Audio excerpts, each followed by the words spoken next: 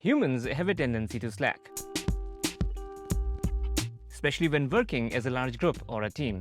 It's called Ringelmann Effect. Why does it happen and how to curb this productivity killer? Let's find out. But first, some background.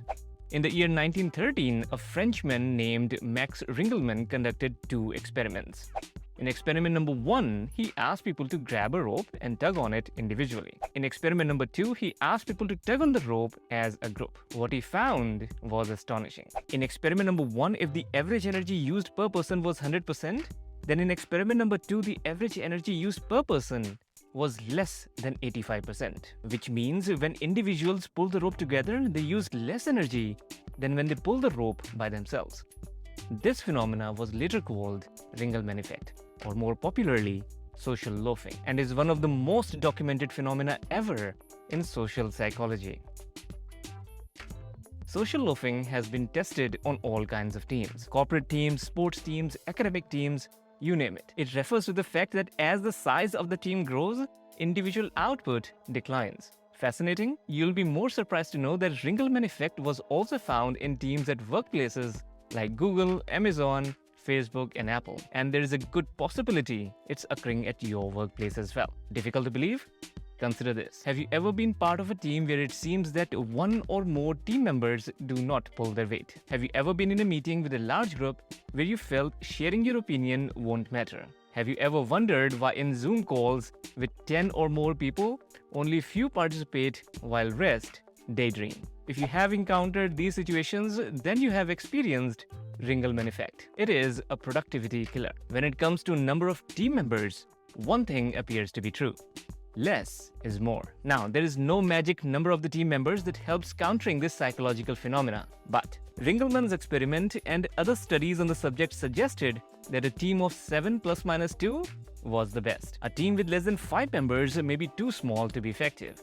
And so is a team with members more than 9. Now, before we can jump into how to curb this psychological monster, let's first find out why it happens. Why does individual productivity drop in large teams? Ringelmann offered 2 explanations. Explanation number 1: lack of coordination. When members of large team don't know each other's roles and responsibilities, and how those roles fit into the big picture, social loafing happens. For example, social loafing is quite apparent in training sessions. You must have noticed that when a trainer assigns an activity to a large group of participants, only 20% of them seems to be doing 80% of the entire work. Rest just pass their time until the time of the activity is over. Ringelmann's second explanation was the lack of motivation. An example of social loafing caused due to the lack of motivation could be seen in brainstorming sessions. Lack of good facilitation skills can make members of a large brainstorming team think, is there anything left for me to say? Others have already said it all. Or, will my opinion even matter? In such brainstorming sessions, people lose motivation to add value, bringing down the team's productivity. Ringelmann Effect is all around us. This is why people do not fill in feedback surveys, don't speak up against an incident of injustice, and don't vote in elections. But is there a way to curb Ringelmann Effect? Fortunately, yes. Scrum, which is an agile framework, suggests small teams. Team sizes are usually 7 ± 2. These small engineering and design teams benefit in 3 areas: good alignment among the team members, good overall team communication, and good connection and bonding among the team members, making the team go from storming to performing in relatively less time. According to Amazon founder Jeff Bezos, if a team cannot be fed by 2 large pizzas, the team is too big. And it makes a lot of sense. Now, besides reducing the team size, here are a few other ways to combat Ringelmann Effect. Number 1, chunking.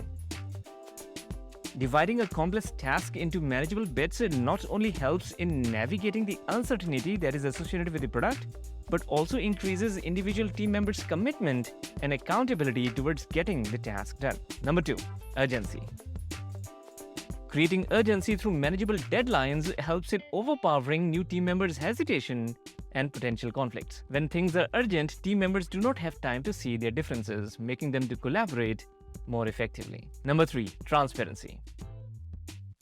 Dalai Lama once said, lack of transparency results in distrust and deep sense of insecurity. Trust happens when leaders are transparent. To provide transparency, we need to simplify our feedback mechanism and empower our people to speak up. In other words, establish psychological safety within our teams. The existence of Ringelmann Effect makes us think. As business leaders, we must abandon this notion that large teams produce amazing results. Small, motivated teams may accomplish far more than large, unfocused ones. I'll be uncovering more psychology-based leadership mysteries in future videos. If you like this video, then give it a thumbs up, subscribe, and do not forget to provide your valuable feedback in the comments. I'll see you in the next video.